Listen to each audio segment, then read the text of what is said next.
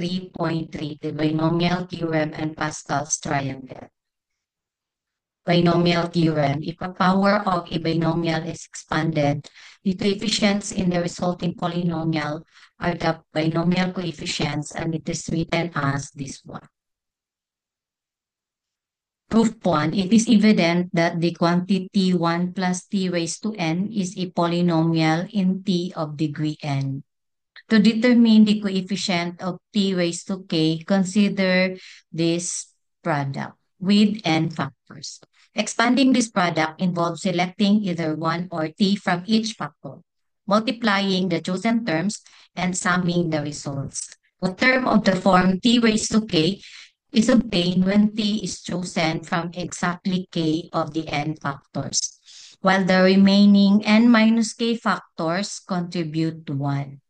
Since there are n choose k ways to select these factors, the coefficient of t raised to k in the expansion is the binomial coefficient n choose k as required. Proof 2 by induction. It is trivially true for n equal to 0. Assuming the result holds for n, we have quantity 1 plus t raised to n plus 1 is equal to this product. And this expression is equal to this 1. And multiplying this to 1 plus t, we have this. And substituting k plus 1 to j, we have this 1. Then separating k equal to 0 and k equal to n, we have this sum. By factory 2, 4, we have this identity. Applying this identity, we have the quantity 1 plus t raised to n plus 1 is equal to this summation. Hence, we have shown that if the theorem holds for n, it also holds for n plus 1. By the principle of induction, the theorem is true for all n greater than or equal to 0. And fact 332. For n greater than 0, the numbers of subsets of an n set of even and of odd cardinality are equal. Proof. Note that quantity 1 plus t raised to n is equal to this summation. Consider t equal to negative 1. Then we have this 1 equal to 0. Thus, the summation of this is equal to the difference of the summation of k even and k odd, which is equal to 0. Hence, we have proved that the number of subset of even and of odd cardinality are equal. General observation. So for n greater than 0, the total number of subsets is 2 raised to n. And these subsets can be split evenly into subsets of even and odd cardinalities, as demonstrated by bijection, by complementation, and parity changing map from X to X delta set containing n. So example, consider n equal to 3 and S is the set 1, 2, 3. Then the total number of subsets of S is 2 cubed, which is equal to 8. Thus, the even cardinality subsets are this one, and the odd cardinality subsets are this. Hence, the cardinality of even subsets is equal to 4, as well as the cardinality of odd subsets is also equal to 4. Example, applying the parity changing map. Consider same n equal to 3 and S sets 1 to 3. So for even cardinality subsets, so we have empty delta set containing 3. So for this parity changing map, so yung set na walang set containing n, or for this example 3, i-add ang 3. Kung may 3 naman, i-remove ang 3. So for empty, so we have delta 3, so walang 3 si empty, so i-add si 3. Then for set 1, 3, delta 3, so may 3, i-remove si 3, so 1 na lang. Then set 1, 2, delta 3. So walang 3, i-add si 3, 1, 2.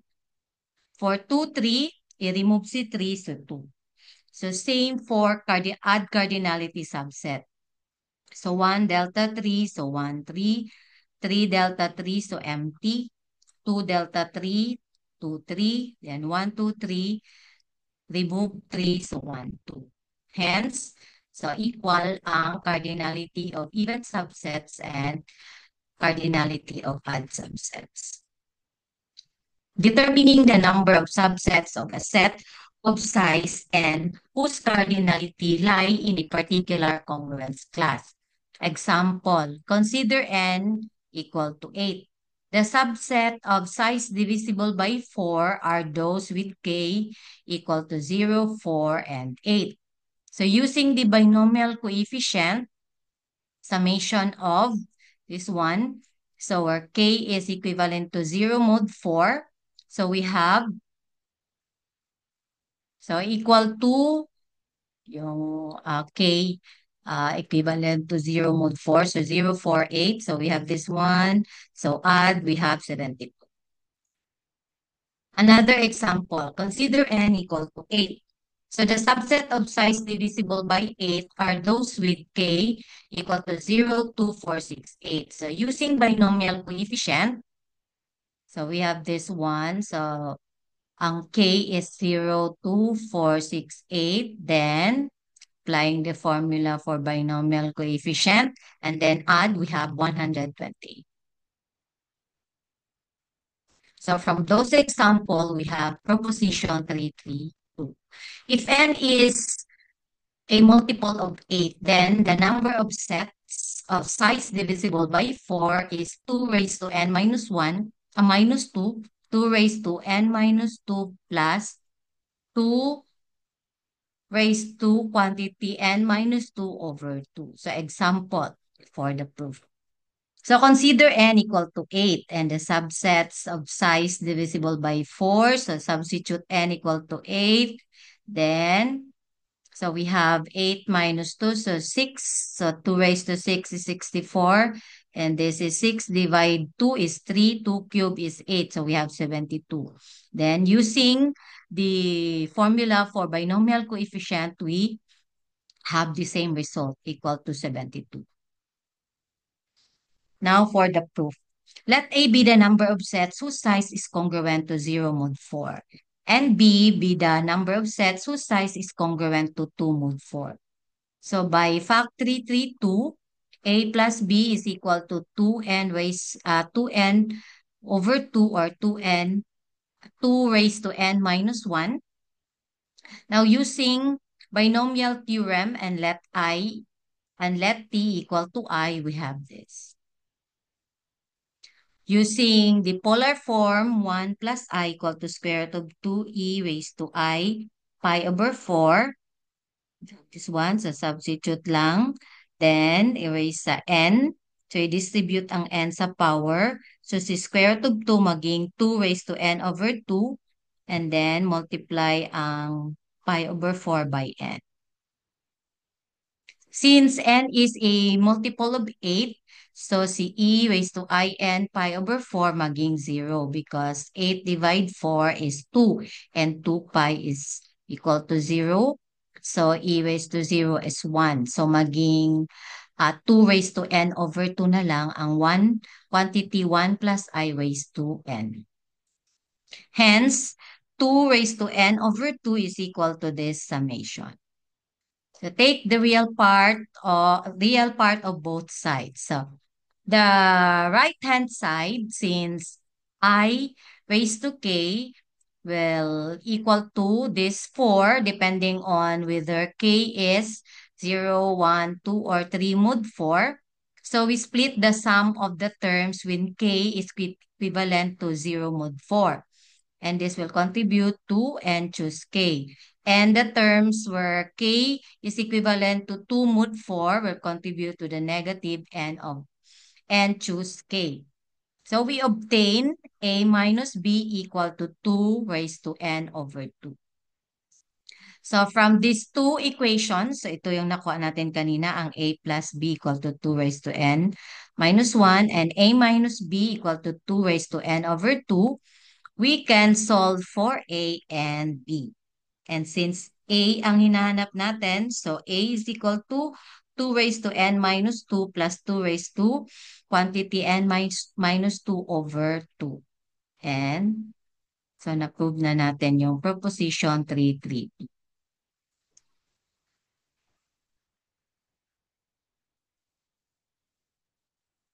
Binomial triangle. So the binomial coefficients are often written out in the form of the triangular array. So si n choose k in the kth element in the nth row where both the rows and the elements in them are numbered starting at 0. So from fact 3 to 4, this identity shows that each internal element of the triangle is the sum of the two elements above it. So example, no, 4 plus 6, so 10. 6 plus 4, 10. 6 plus 15, 21. So yan now. It's a Benny factory 2, 4. The borders of the triangle are filled with number 1. Since ang n choose 0 and n choose n is equal to 1. 3.4 Project congruences of binomial coefficients. A popular school project is to examine the pattern formed by the entries of Pascal's triangle modulo A prime. So this is the example. It exhibits fractal-like self-similarity. So if T consists of the first 2 raised to n rows, then the next 2n plus 1 rows look like 2 copies of T arranged in a larger structure. So this means that the structure repeats at different scales a property characteristic of fractals. So when reduced to modulo 2, so ito yon, the pattern resembles two Sierpinski triangles. So ito yung Sierpinski triangle natin. So same sila, no? Nag-form ng triangle. Tapos ito, triangle, triangle, triangle. Yan. So a similar pattern holds for congruence modulo other primes, except that the copies of T are multiplied by the entries of the P row Pascal triangle. Lucas theorem. So let P be prime and let M equal to the summation of AI Pi, where I is equal to 0 to K, and N is equal to the summation of BI Pi, where I is equal to 0 to K, where AI is greater than or equal to 0 and BI is less than P, for I is from 0 to K minus 1. Then, the binomial coefficient M choose K is equivalent to the product of this one mod P. Example. Consider M equal to 0 and N 7, P equal to 5. Then, 19, we can rewrite 19 by 4 plus 3 times 5, where A sub 0 is equal to 4 and A sub 1 is equal to 3. And 7 is equal to 2 plus 2 times 1 times 5, where B sub 0 is 2 and B sub 1 is equal to 1. And substituting to the formula, so we have M is 19, N is 7, equivalent to A sub 0 is 4, B sub 0 is 2, A sub 1 is 3, and B sub 1 is 1. Then applying the formula for the binomial coefficient, we have this one. And since 6 mod 5 is equivalent to 1, so 1 times 3 is 3. So, and 19 choose 17 is equal to 3 mod 5. Another example. So, same ang given, M equal to 19 and 7 and P5. But, iba lang ang gagamitin natin na formula. Pero ito yung gagamitin natin to prove the theorem. So note that M is equal to CP plus 1 and N equal to DP plus B.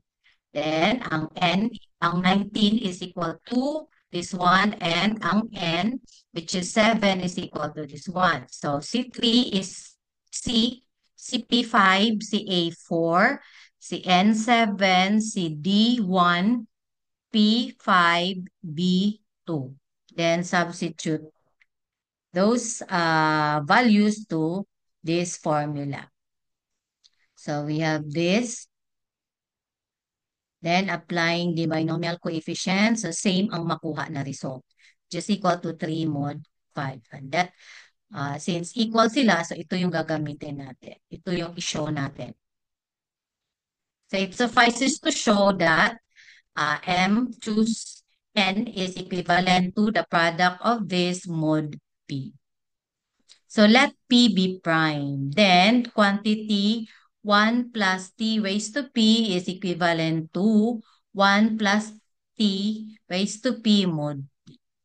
This holds because each binomial coefficients P choose I for I greater than or equal to 1 and less than equal to P minus 1 is a multiple of P. So, causing all intermediate term in the binomial theorem vanish mod P. Specifically, si P choose I is equal to this, the binomial coefficient na formula, and P divides P prime, but not I prime P minus I prime. Thus, considering the congruence mod P, we have, so quantity 1 plus T raised to M is equal to, so ang M natin is CP plus A, so ayan. Then, kasunod na to si P, so mabilin si C. Then this is equal to this expression, and ang 1 plus T raised to A is equal to this expression. Then combine, so we have double summation. Since A is greater than or equal to 0 and B is less than P, the term T raised to N, which is equal to T raised to dP plus B, is obtained when I is equal to D and the term J is equal to B.